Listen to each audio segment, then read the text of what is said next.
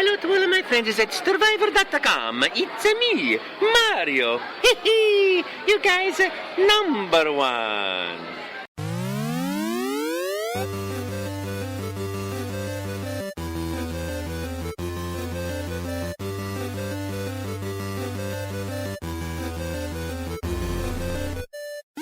Welcome to the Friendly Fire Show. This is episode 146 for, let's just do it monthly almost at this point, Ben, for September. I'm Steve from Stevivor, and with me, as always...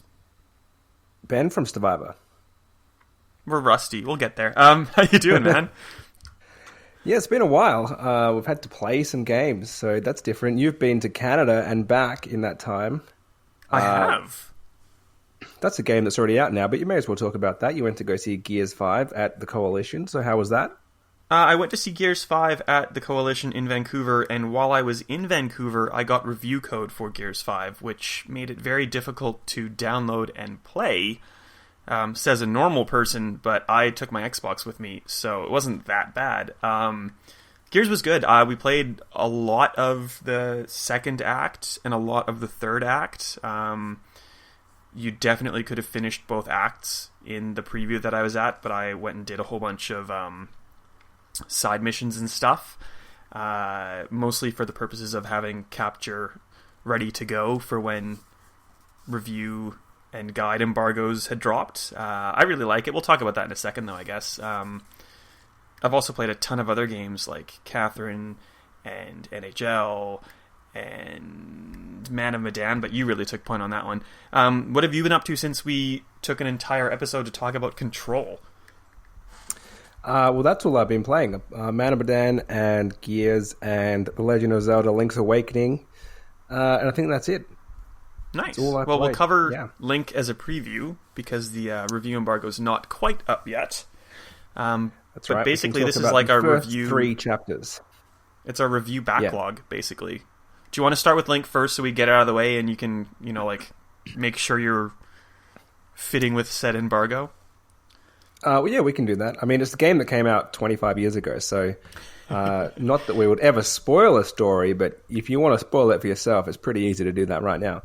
But yeah, it's a game I hadn't played. I played nearly every Zelda game, but that one has always eluded me because it came out on the Game Boy in 93, I think, and then Game Boy Color.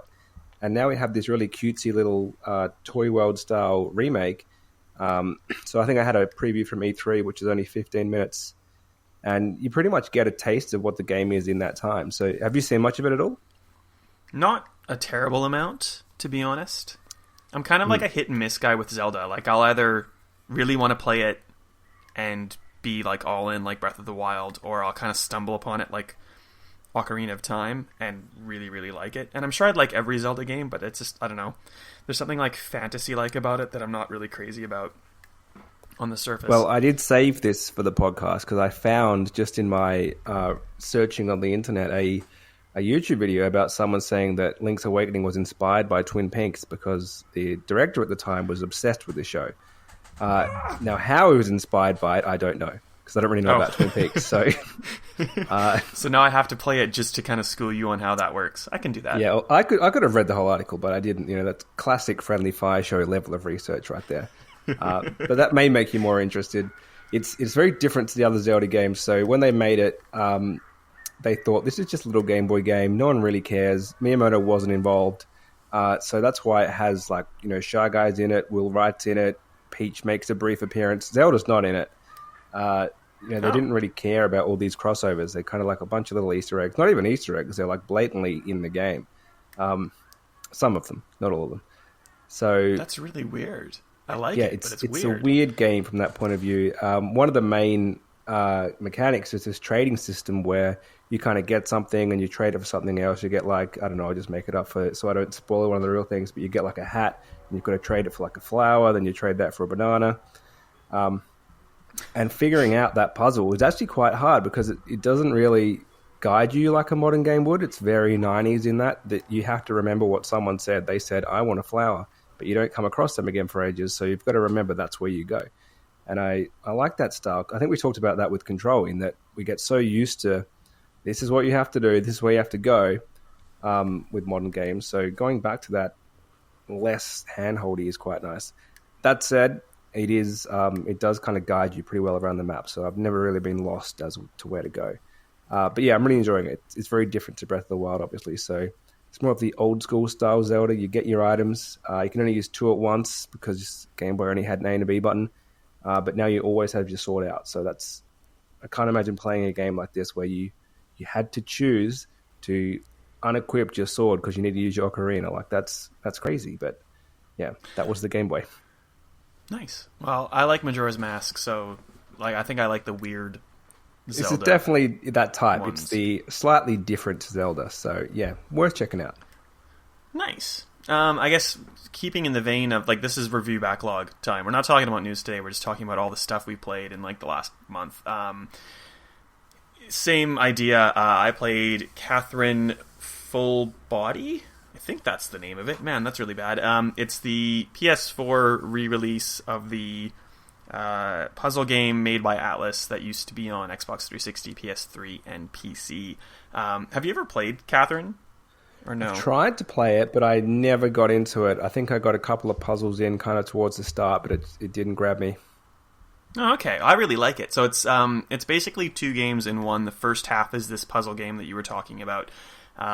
It's a weird kind of anime story where you're a man named Vincent. You, in the original, were basically cheating on a woman named Catherine with another woman named Catherine. In this re-release, you're cheating on Catherine with Catherine and another woman named Catherine, just because why not make it more confusing? So the anime kind of aspects of this it's like a little kind of interactive story where you spend your nights in a bar, talking with people, building relationships, kind of delving into Vincent's storied past. And then when you go to sleep, there's this curse upon people, and if you've been cheating on your significant other, you grow horns, you become a sheep of sorts, and you have to spend your evening or your nights traversing this kind of ladder-like, stair-like puzzle where you move blocks to be able to climb up to the top of the puzzle area. The puzzles are really, really hard in the first release, so this time around, Atlas is basically giving you the ability to skip the puzzles entirely, which I wouldn't suggest doing because the puzzle aspect of it's really, really fun. But if you're finding it's too hard, and it was really, really hard, you can kind of just breeze through the puzzle bit and spend more time with the interactive anime story kind of thing. The first one was kind of abused. Not abused, because it was deservedly so. The first one was critiqued for some kind of questionable Japanese-like storylines where they weren't very friendly to transgendered people, as an example. And the re-release hasn't really corrected that outright, but it's made it a lot better. I don't want to ruin it because it's actually a quite endearing kind of little storyline if you're familiar with the original that presents itself in this re-release. So it's good. It's decidedly Japanese. I like the puzzle bits more than anything else, but I also like a good kind of character-driven bit of media. So it's decent. You can get it for fairly cheap, but in the same kind of vein, the game's really old. You can get it for a dime on Xbox 360, and there are YouTube puzzle guides. So if you're kind of getting stuck on some of the puzzles, which are mandatory in the original release, you can kind of get some help to breeze through those and maybe save yourself some money. It's pretty good though. So I would recommend consumer advice is don't buy this version. Buy the original version because you've got to play the puzzles anyway. Well, yeah, I think the puzzles were pretty good. It'll be on sale pretty quickly, I reckon. So the reason that I would play it on the original in its original form is because it's not on Xbox One with this re-release.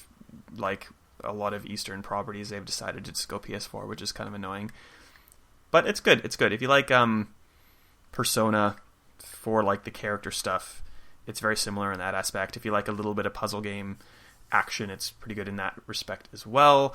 And if you're really, really into the puzzles, there's kind of a little arcade setup in the bar where you can just play more of the puzzle aspect, and they've added a whole bunch of new levels. So you'll have lots of stuff to do if so inclined. Cool. I'm going to handball off to you because you took point on Man of Medan, the latest from Supermassive, the first multi-platform release from Supermassive. Yes, they've broken away from Sony with their exclusive backing, which was Until Dawn, which I think you liked. I think most people actually really liked that. It was that B grade. Everyone made the Cabin in the Woods reference pretty much. It was massively based on that, super massively even. This is their follow-up, so I think there's going to be 5 games, did they say, in the Dark Pictures anthology, something like that. I thought it was like 7 or something crazy. 7, okay. They've a ridiculous amount to announce at the start, really, because this is not just one game. This is one of many, many games which are going to explore all your classic horror tropes. So this one is probably your 4 people who go out. Actually, I don't really know what the main tropes here are, because boats aren't often in horror movies. There's a horror movie called Ghost Ship, so I feel like this is basically just like Ghost Ship. Okay, that's your one. And your general, 20-somethings who get themselves into a mishap, and you think, oh my god, the black guy's going to die first. But that's up to you, because choose your own adventure.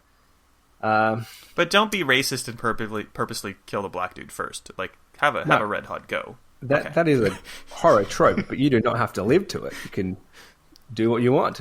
Kill the rich white girl first, whatever you want, or the douchey jock guy, whatever you want. Kill Sean Ashmore, because he's probably been compensated very well for his... He was barely in my first playthrough, like 20 minutes. Oh. Well, because Sorry, I sidetracked you. I should say that as much as I made it sound like you can choose who lived and survived, often killing someone is a split-second decision that you didn't see coming. It's here's your twist now. So I did kill Sean Ashmore because I missed a quick time event, which was faster than the other quick times. And then it's just gone. So was it the heartbeat kind of one? Or no, I probably can't say what it is without potentially ruining it. It was just like a button press at the right time, which you didn't quite get at the right time. That's it. It was a bold, ambitious play, which I went for. I didn't have to take that route, but I did. Oh, and it didn't pay off for it. You did. We'll talk about it later. Pretty early on. Cool. So that's the best part about Until Dawn for me, like that, especially near the end of Until Dawn, blink and you've just killed someone, and it was like very frenzied and frantic and kind of like edge of your seat B-grade horror at its finest. Yeah. I'm not sure if this game has met that, but I don't know what you think about it. I do know it. I've read what you've written about it. You know what I think. I think they haven't quite nailed it. They've gone a bit too safe. So I like the start. I kind of thought it was easing into this. You're building up the characters. You learn a little bit about them, but not much. And then I think we saw the pirate scene was pretty well documented, so that's not really a spoiler. And you kind of think we're getting into a bit of a Captain Phillips situation here. They're going to take over the ship, and something cool's going to happen. And then it kind of just really drops away. Nothing does happen with them. You end up on this ghost ship where not much happens. I found it way too dark in the sense that I couldn't see what I was doing. I had to turn HDR off, so something's wrong there because I don't have that with any other game. And yeah, it wasn't really a gripping horror game, and I didn't end up caring about these characters, and then it was kind of game over. So it didn't have that same hook that Until Dawn did, and I never really got to a point where I wanted to know more. I wanted to see how I could get them through this story. I just kind of wanted to end by the end. So there are some good bits. There's a kind of a couple of big twists if you play that path, because there's a few branches there. But yeah, it's not as good as Until Dawn. Oh yeah, and I've kind of felt like with everything that Supermassive's done, it's just been a little bit worse each time. So they did a game, I can't remember which is which, like in the order that they came out, but for Sony they did a play, what's that thing called? The thing where it's like Jackbox and you have a phone controller. No idea. Something. I'm sure it exists. PlayLink. It's called PlayLink. There we go. Okay. So Hidden Agenda, which is you have your phone in your hand. That's the controller, and you kind of group consensus, get the protagonist to go and do things, and you have to kind of vote on what happens. It's like the some of the multiplayer modes that are in Man of Medan, where if you don't want to play it as a single player experience, you get the kind of groupthink going, and you sit and watch a half movie, half kind of game thing, and 50% voted to do this, so that's what happens. It was all right, but the writing was kind of schlocky. Then they did a PlayStation VR game called The Impatient, which was better, but it was kind of relying more upon the VR gimmick than good writing. And I've played through Man of Medan. I've only played through it once. I agree with what you're saying. It's the writing's really, really bad in places. Like the interaction between characters doesn't feel sincere or realistic.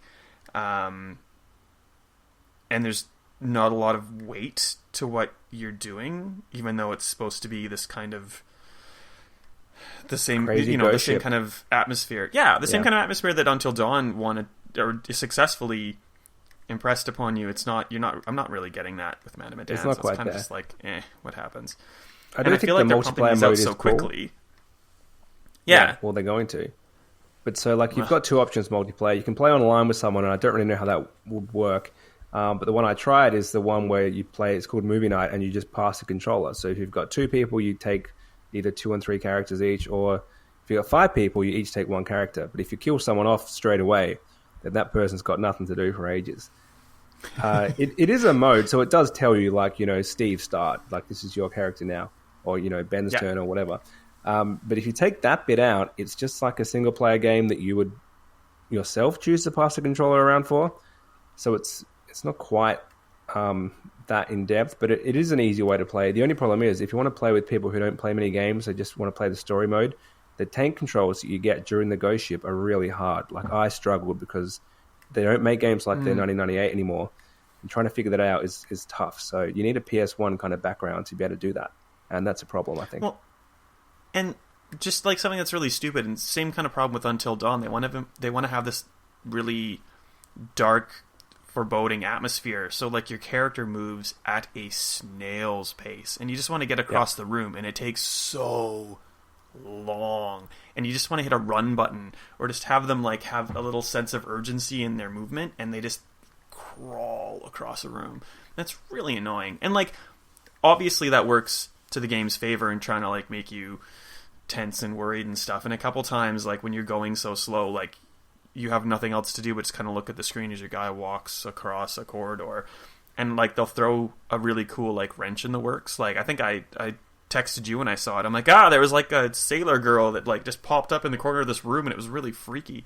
So like a couple times they do something with it, but most of the time it's just kind of like frustrating. Yep. But it's not bad. It's There are a just few hard good to moments. recommend. Yeah. It's the type of game I would say if it was on Game Pass, and it is not. But if it was, I would say try it and play it. But otherwise it is hard to recommend, especially with another 6 coming. You kind of think they've started here, they've probably got this one out quickly, and they'll probably build and hopefully improve. So, well, yeah. And at the end of the game, they teased the next one, which I completely forget the name of, and I'm trying to look it up right now, and doing a horrible job. Darn it. It's more like a slasher that at all. movie from the sound of it. It is called Little Hope. It's coming out in 2020, and it has like a little kind of creepy kid, and it looks like it's drawing on like some sort of like cult to power this kid or to do something with the kid. It looks more like a traditional slasher movie, air quotes, to me. And I think I saw Will Coulter as one of the game's leads, and he is the guy who is in School of Comedy. He was like the little kid and one of the School of Comedy kids. He was in the stupid comedy with Jennifer Aniston, and they do like a road trip, and I forget the name of it, which is horrible of me. Oh yeah, and he was also I forget what that movie's called. He was in that franchise with the kind of guy a weird from looking Teen kid. Wolf. He was in the Maze Runner as well. I forget the name. He like rapped the song with Jennifer Aniston. Yeah, the weird awkward one. Anyway, I think he's in it. So it looks like they're trying to pay homages to horror and slasher and thriller movies with each game that comes out, and it looks like they're trying to at least put one name to it, like Sean Ashmore was in this one. So like, it might not be the best, but there's kind of like some appeal in that, I suppose. We'll see. If you can call that appeal. I'm going to talk about NHL next, but I won't do it very long. It's a yearly release. it's a sports game. I kind of hung some shit on NHL 19 for not having anything to really celebrate. So all the other EA sports games have gone to the Frostbite engine. And I guess looking at how the Frostbite engine's done with recent games, maybe that's not a bad thing that NHL's not on it anymore, or never was.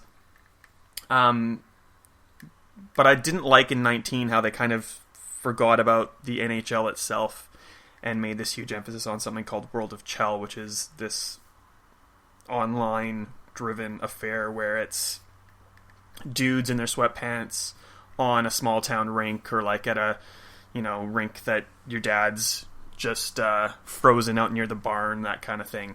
And it was kind of gimmicky to me last year, but this year I've come to really, really, really like it. The NHL franchise it never gets a budget, really, and it's made by the same guys in Vancouver, and they've basically got the game's core down to a science. Well, I think it's really, really good, especially offline. And because they've invested all that time in the core and don't really have to manage it too much, they've really built up World of Chell this year to do a lot of kind of cool things. And one of the things that I didn't think I'd like was that Eliminator mode, which is the Battle Royale inspired mode. And to call it a Battle Royale is kind of stupid. It's just a tournament mode online. So you're playing either individually or with a team of 3, and you're basically just playing through a tournament. Single elimination. If you win, you stay in. If you lose, you're out. So to call it a Battle Royale probably did it a disservice, to be honest, but it's actually pretty fun. The other really good thing about the game is that they've gotten rid of the broadcast package that they've been using for the last 4 or 5 years, probably. Put a whole new set of graphics in and replaced the commentators with 2 new guys, or rather 1 new guy, and Ray Ferraro, who was kind of the between the boards dude from the last couple games. It works really well. For me, it just seems like there's a bunch of enthusiasm that hasn't been in the game for a while. I'm talking out my ass. No one else cares about hockey but me. I really like it. If you are the kind of guy who plays the sports games and skips every second year, this is definitely one to pick up. If you have NHL 19, there's not a terrible amount that's different, so if you're kind of on the fence, maybe give it a miss till it's cheaper. But I enjoyed it nonetheless. Are you happy that I'm finished talking about hockey, Ben? I would say you are the only person in Australia that reviews NHL every year. That is probably pretty accurate. I don't think EA Australia even know where to get you a copy. They're kind of like, oh yeah, I think do we make that game? Yeah. The fact that I have to fight to review it every single year is beyond me, but whatever. I'm happy to do it. They asked if we wanted FIFA, at least. And I turned that down because I know nothing about soccer, so whatever. And it's out pretty soon. It is, but people who are very enthused about it can already play it from the date of recording, Ben, so I don't think they're going to read my review. No. Have I forgotten about anything else that you've been playing before we get into Gears? That's it. I haven't played anything else new. Let's get into Gears. Officially, Ben, the most successful launch of a Microsoft first-party game in this generation. And why do you think that is? Well, they really pushed Game Pass Ultimate, didn't they? Get that for $2, get to play the game early, which I believe didn't work initially, but we're past that now. They fixed it. And good on them, it's working. This is clearly what they want for Game Pass. They do not want you to buy the game. They want you to subscribe. And I was surprised when I kind of see that like JB Hi-Fi was pushing here's Gears 5 Ultimate Edition. Why would anyone buy that? Just subscribe to Game Pass. It's $2. So I'm surprised it's getting any shelf space at all. Well, yeah, and so my 10-year-old nephew, who I do not want to play Gears, obviously, wanted he wanted a motorcycle game, and there's not many of them. So one's called MXGP, and one of them was on Xbox Game Pass. So rather than spending $60 Canadian or probably $80 Australian and buying him a single game, I paid for a $60 6-month Game Pass subscription so he can download that game and also download theoretically 100 more. I don't want him to download Dead by Daylight and stuff, but value for money, Xbox Game Pass is crazy. And if you also get, not that I want him to play it, Gears of War 5 on launch day on either Xbox or PC, depending on which tier of Xbox Game Pass you buy, it's a no-brainer. Yeah, absolutely. And the other thing is, apparently Microsoft's, before we get into the game itself, Microsoft said it's pretty successful. They're happy with how it's going on Steam as well. So there are people who don't have Game Pass that now that they can get Microsoft first-party games on Steam at launch, they're taking advantage as well. So it's kind of cool. Very smart. It's smart moves by Microsoft.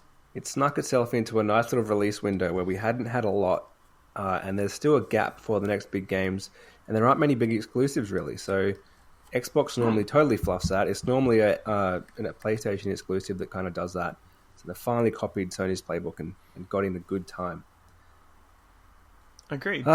Yeah, so you played a lot more than I have probably. I've been too busy playing Zelda, but we did play Horde mode. I think Horde mode's got a lot of raps. I'm seeing a lot of people really liking it.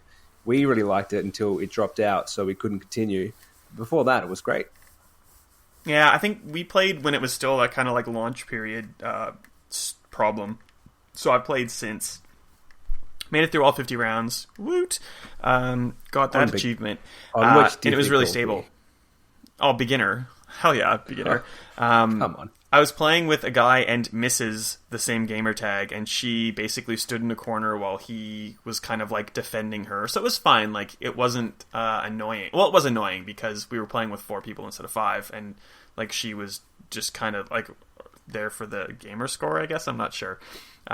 Maybe they like doing something together as a married couple, even though she's not into Gears. She still wanted to try and support. I mean, I would hate to do that, but... You could play the campaign, and she could be on beginner, and he could be on experienced, and you wouldn't be maybe a detriment to the people around you. But that's whatever. That's my little gripe. We made it through, and it was cool. The thing I like the best about Horde is it's not the traditional kind of Gears Horde that you're used to. Or, I guess, it's Horde 4, so there's different flavors of Horde. But this one, and in multiplayer, which is a really good idea, I think, has decided to change it up a bit with hero characters that have like Overwatch style special abilities. So my favorite guy is Foz, who's one of the new characters in Gears 5. When you have your ultimate available, he gets X-ray vision, so he can see enemies through walls, and they're highlighted purple to make it really easy to see them. Better yet, he has X-ray firing ability, so you can shoot your weapon at the purple highlighted bad guy, and it doesn't matter if there's cover between you and it will just go through the cover and hit the bad guy. Marcus Phoenix has an ability that gives him like instant critical hits, which doesn't necessarily mean you're going to do a headshot and kill someone straight away, but you'll at least be hitting headshots on someone and taking more damage, or putting more damage into them. And you can combine those things. So if Foz can see through walls and Marcus can do headshots, you can do both at the same time, which is really cool. And they've done that in Horde to kind of change the meta, so it's not just wave after wave of people and you kind of bunkering down and staying pretty central. You can kind of use some of these abilities and be a lone wolf and roam around the map and do your thing. It also changes up the multiplayer in that it's not just shotgun versus shotgun. There's kind of a little bit more strategy or skill involved rather than just having a short-range weapon and turning a corner and killing someone, which I thought was really good. Did you get any of that kind of feeling from it, playing the amount of time that you have, Ben? I didn't get so much of the characters, but I haven't played Horde enough because we played that one time. We tried Versus and didn't do well. Actually, we did okay. And then I've been playing Campaign, which is, I've always thought Campaign is where Gears is great. I know a lot of people really like Horde, and it does seem great here too, so I do want to try again and try to get that 50 wave, maybe on intermediate. We could go slightly above beginner. Oh yeah, I'm down for it, so whenever you want to do it, you let me know. Yeah, we just got to block in some time. I think we said when we played last time it would be great if you could kind of pause and save here and come back, but I can see with a 5-player game that's going to be tough. So yeah, it's got to... How long do you think it would take to do one difficulty up? It'd take at least 2 or 3 hours, I reckon. Yeah, so you've got to find time to commit to it, which is fine, but it makes it more of a weekend situation, probably. Yeah. Well, and I guess we can talk about campaign then. There's a lot of the traditional Gears campaign points, especially in Acts 1 and 4. They're very traditional. They're kind of linear. corridor-based cover shooting. The biggest change, I guess, to campaign is that Acts 2 and 3 take an open world stance, and you have a couple objectives, but then you have a whole bunch of side objectives that you can choose to go and complete. There's also kind of hidden collectible items in the world which give some lore to you, but there's also collectibles that you can use to power up your sidekick robot named Jack, which we'll get into in a minute because that's a whole bunch of different stuff as well. Acts 2 and 3 are amazing. You have this vehicle called the Skiff, which you basically just use to get around these large environments. You can, stay focused and just do the side or the main missions if you want, but if you want to go and explore, there's like hours of side content there, and that's really where I enjoyed the campaign. I don't know how far you are in it, so I don't want to wreck anything, and I'm going to talk very generally. Spoil for our listeners anyway, but I'm in Act 3, so nice. Probably halfway-ish. But I'm taking my time. Yeah, so I find campaign is kind of the opposite of Horde. Horde, where you've got to commit to this big chunk of time to get it done. Campaign being split into act, then into chapters, there's these constant great points where you can either think I'm in for another chapter, or this is a good point to put it down and take your time. So, it's a good campaign in that point of view that I really like, just chipping away at maybe 2 chapters here and there. And yeah, I am taking my time with it. So, but I really enjoy it. I think it's very solid. I know a lot of people have said it doesn't take itself too seriously, which Gears 4 got slightly criticized for. So yeah, it kind of knows it's kind of, this is a ridiculous situation where these big buff guys cutting things up with chainsaw guns. So it's back to that. And a focus on different characters. So we had a lot of JD in Gears 4. We obviously had Marcus mainly before that. And now Kate, who was in Gears 4, is kind of front and center in Gears 5. So they're not at war anymore. For it being Kate's story, though, I'm kind of pissed off that, and like spoilers, I guess, to some degree, but like the first act is all about not Kate, which is annoying. Like when I went to this preview thing in Vancouver... Go ahead. I think it's more of a handover, because it was kind of, here's JD again. As you said, Act 1 is very classic Gears. And so you're playing as the guy that you left off with as a standard Gears game, and then Act 2, you're as Kate in this big kind of snowy environment, open world, it's all very different, and that's where kind of Gears 5 really starts being a very different game. I think at least. Yeah, I think I might be influenced by the way that they were trying to sell it to me in Vancouver. Like, oh, this is Kate's game, it's all about Kate. Well, like, if it was all about Kate, then it would all be about Kate. And it's not for, like, a good couple hours. But once you get past Act 1, amazing. I'm not crazy about Act 1. I think it's kind of boring. And, like, I don't know if they were just doing that to kind of placate the guys who just want Gears the way it was. But I much more enjoy Act 2 and 3. And 4 as well. Another cool thing, they're trying to make the game like super inclusive. So one of those additions is the ability to play as the robot named Jack. So it's a cool little robot that if you play it, if you're not moving and doing anything, he will cloak. So you're not really a target for enemies. And that was purposeful by the Coalition to kind of give someone who's feeling overwhelmed the chance to kind of just like put the controller down for a second and know that they're going to be okay. But if you have some experience and you want to play as Jack, he's still really fun. So he has the ability to kind of shock people, and then he will be able to acquire new skills and upgrade the skills as the game progresses.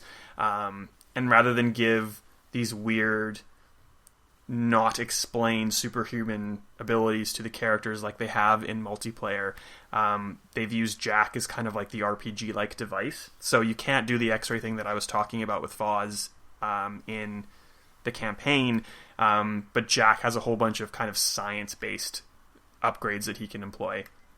So he can shock enemies and make them jump out of cover. He can do a pulse, which will reveal enemy locations on the map. Other ones that I can't remember. But, you can use Jack if you're playing solo, or, if you're playing in a duo. It's up to 3 people in the campaign, but if you're playing with 2 people and no one's controlling Jack, you can still like hit a button and fire off his abilities, but you can have someone dedicated to Jack and assist in that way as well. And it's kind of cool. Jack's really fun to play as, especially in Horde, and he's kind of fun to play around with in the campaign, either dedicated as the character or just using him as support. So there's a whole bunch of really cool things about Gears which evolve it but don't change it too much. We're not talking about how God of War was completely different, between the last one and the one that Sony's just put out. This is still very much Gears, but it's refreshingly Gears as well, if that makes sense. It does feel a little more modern, so your movement is still your classic, slightly clunky Gears movement, which is part of it, so it has to be that. But it just feels a little bit better. As you say, Jack makes a pretty big difference without making a big difference, if that makes sense. So even in single player, you're always thinking about how can I use him because the ability is kind of listed right there on your screen.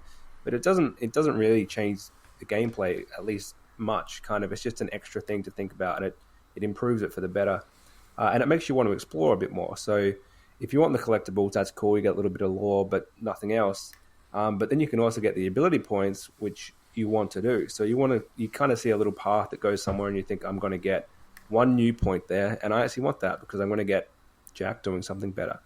So I think that really adds to it. And it's a great looking game, so you may as well go explore, because I think this is one of the best we've seen in a long time, certainly on Xbox. So yeah, I think it's a very good looking game. Yeah, absolutely. And it's really good. I enjoy it. And I'm happy to jump in multiplayer action, even though I'm not very good at multiplayer. I'd rather play Horde or something. Escape is the only kind of downside, I guess, to the offerings. Escape, to me, is just kind of cookie cutter and bland. It sets you in this little map, and your objective is to escape. But there's not a lot of motivation to do it. There's not a lot of reward for doing it, I'd say, and you don't really need to work too closely with your teammates. It's kind of just, like, I don't know, it didn't hit with me. It's a nice idea that maybe they can build upon, but yeah. Well, and Horde and Campaign is so much about blasting through heaps of ammo and heaps of resources that to take that away doesn't really suit Gears.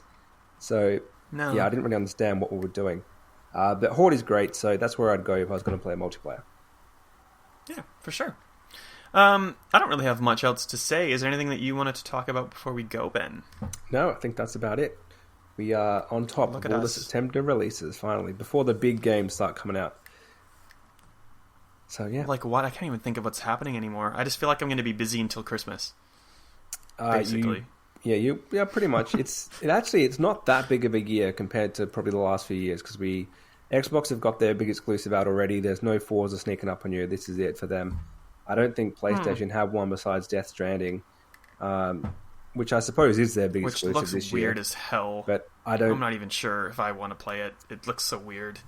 You're playing for social media likes. I feel like I do that in my life. I don't want to have to do that in a game.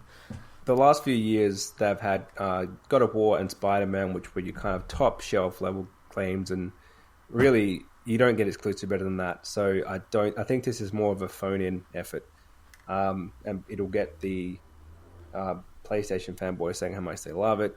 We've got a Kojima game, but yeah, it could be good. Don't get me wrong, it may be good, but I don't understand it. From everything I've seen so far, I do not get it. Oh yeah, well, maybe we'll be pleasantly surprised. Could be. Oh, before we go, I just wanted to thank people who... Sorry to cut you off. I'll let you talk first. No, Mine's a concluding thing, really. Oh, I just wanted to thank everybody who came to Sydney, to the Ubisoft experience over the last weekend. Had a good chat with Ed Fong and Watchdog Legion, Shelley Johnson. That's going to go on the site in a little bit. Muselk and Steph from Good Game, or previously from Good Game. Good chat, and a really good chat with people after the panel. We sat around for like a half an hour just talking to random people. A lot of people came up and said they read the site, and that's much appreciated, so hopefully you listen to the podcast too. Thanks. You made me feel like I was famous for like an hour, which was really cool. I don't want to say much more because it seems like I'll be out myself. Woohoo! Well, I'm sure it was a great show. I was not there, but I imagine it was great. I didn't catch No, it was pretty good. But yeah, I heard good things. Everything I saw, it seems like it was a great event, so it looks really good. Yeah, no, it was really good. It's really cool to have Ubisoft doing something for people in Sydney, especially since a lot of gaming conventions are not in Sydney, if we're talking about Australia. PAX Oz is the big one. That's in Melbourne. So it's kind of just good for people to get out and have a chance to get up close and personal with games. They did a whole bunch of shows for Beyond Good and Evil and Watch Dogs Legion, and like it's old hat to you and I suppose, just going into a room and having a developer talk over a demoist playing a game. But for some people, probably for most people there, that'd be the first time they get to experience something like that, which would be super cool, I reckon. We're so jaded, we forget that, but I'm sure it gave a lot of people a lot of access to cool games, and it was for Are You OK Day, So anything that raises money for charity, it's pretty hard to fault. So thanks to Ubisoft for sending me there. And I will stop this before I have to put like hashtag ad or something on the podcast. Ben, thank you for joining me. How can we find you on social media? I am on Twitter as Ben_Salter. And yourself? I'm SWrightAU. Though I'm so famous now, I don't have to tell anybody. Ha ha ha. That was sarcasm. You can find our stuff on the site. I've got a whole bunch of stuff that's up. And Ben, your Zelda review goes up in a day or two or a couple days. I'm sure you will abide by embargo, even if I'm clueless. Absolutely. It is at some point this week. I believe it's Thursday evening, Australian time at some time. So, yep, that's when it will be up. Nice. I'll check that. Yeah, it's better we do. Thanks for joining me, Ben. Thanks for joining us, listeners, and we will see you whenever we decide to hit record again.